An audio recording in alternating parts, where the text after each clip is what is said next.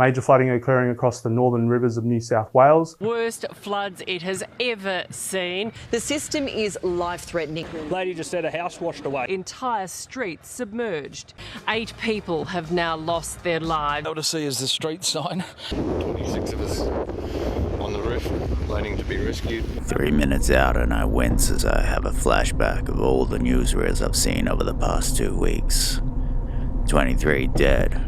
Thousands of homes inundated with water, including all my shit in one said shipping container. This is gonna hurt. Who knows? Maybe I'll get lucky. Maybe something will be salvageable. As I turn into the yard, I realize I'm f***ed.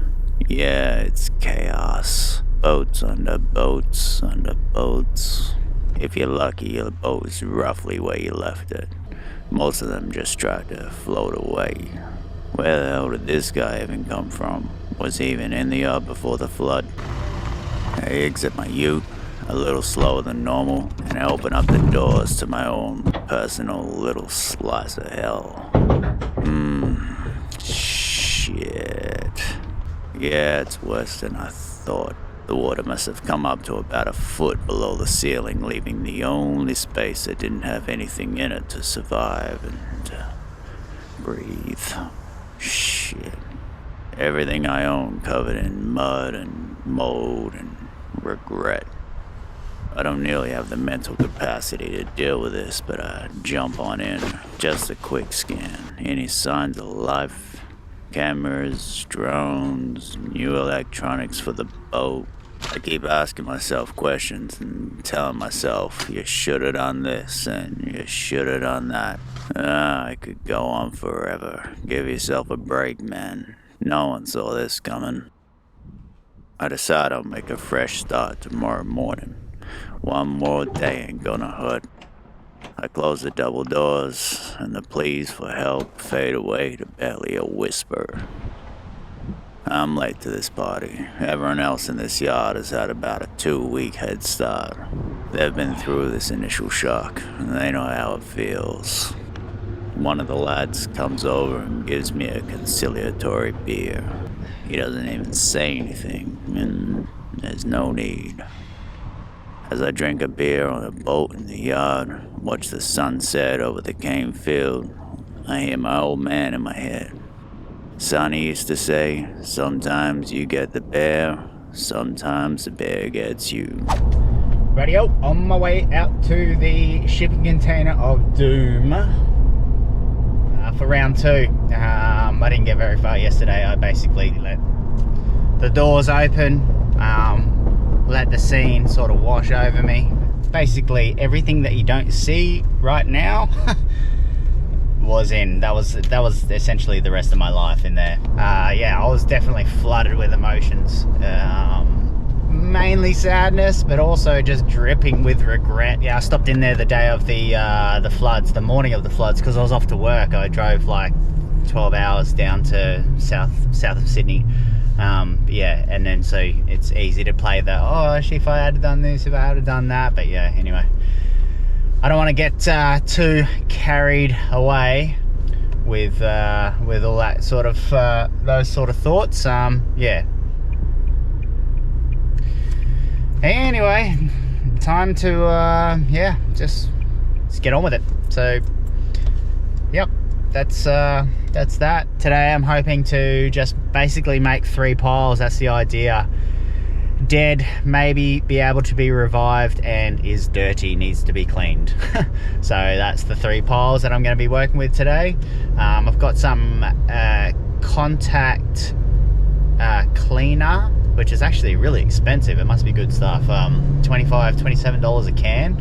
Got a couple of things of that, and yeah, anything electronic I'll be washing out in fresh water a couple of times, letting it fully dry out, then absolutely dousing it in this contact cleaner, and hopefully some of it will come back to life. There was another guy in the Yard of Devastation that revived like almost all of his power tools. So anyway, fingers crossed.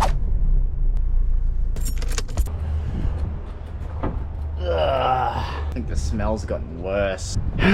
Jesus Christ. Rightio. start pulling shit out, I guess. Putting stuff back where it was. Getting rid of it. Man, oh man.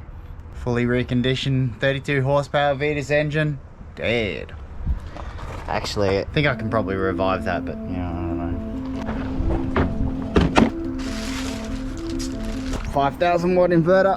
It's fucking gross in here. Keep going, Tymon. Keep going. The things that had batteries attached to them when they got flooded are almost definitely dead. Goodbye, DJI. Dead. It's gonna be all GoPro from here on out until I can replace this. Moisture absorber. Only half full. Figure that one out. I'm a survivor. PFD, so they auto inflate when they when they hit the water. Oh, good work, guys. You really f***ing saved the day. That is particularly gutting. Hey, I've got an idea. Haha, rockstar. These are waterproof. Nikon, not sponsored. Survived. Winning. This is a problem. Passport. Stinks. Dead. Big problem. Master Foods ground nutmeg. Okay, there is a little story with this. So this was bought from my dad in bulk. It's about normally this high. So it was bought a couple years after my birthday. So I'm 39. So this thing here was 37, and we basically just put it on banana smoothie. So you get a nice banana smoothie and then just put a little bit on top. I just kept it around because it was like pretty much a family heirloom, and it just never like went off. It was always good. It always tasted great. But yeah, it's finally dead. Died in the 2022 floods. Bex will be happy. She was constantly trying to throw it out. Realistically, it's probably still good.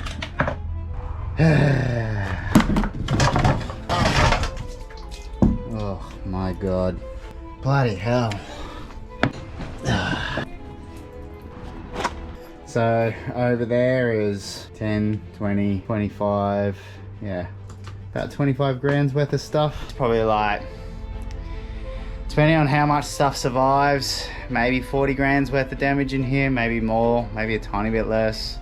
Maybe 50, maybe 35. Yeah, if those batteries survive, that'll be a good chunk that lives. So I'm almost at the end of actually just ripping out everything that just needs to be flat out thrown out. Hey, check this out. So this is the top of the shipping container, and the water literally come up to about there. So that's about a foot off the top of the container. This whole area must have been so underwater. Solar panels, I think I might actually be able to revive those. I'll get to them tomorrow. They're pretty hardy, so I think they'll survive. It's just weird seeing your life just covered with mud. These are what I've been digging for. Just digging for basically my passport and 11 grand's worth of batteries, so. Pretty sure they're dead. I'll definitely double check those with my benchtop power supply, which also went under. But yeah, that sucks. That really sucks.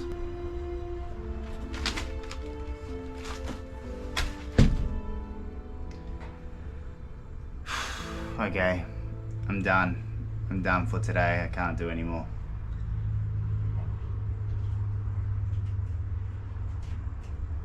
I'm out of here.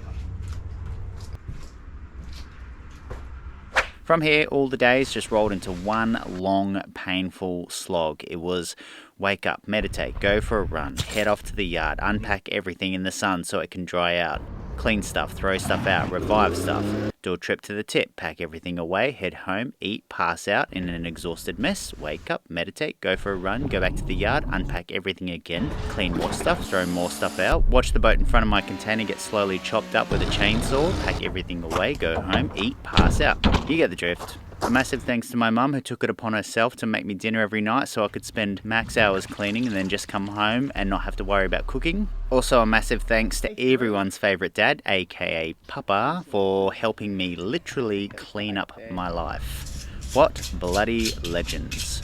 I am very lucky to have the parents that I have. All in all, it was about 9 or 10 days of pain. We ended up testing those 11 grams worth of lithium batteries with a multimeter, and they tested not too bad. So my dad ended up cleaning all those and packing them away.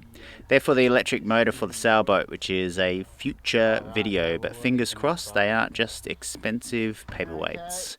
Only time will tell. Ooh, what a nail biter. Thanks for watching. That's it. That's it for another day. Big thanks to my dad. I feel like every time I find something that's dead, a cannon should go off, just like out of the Hunger Games.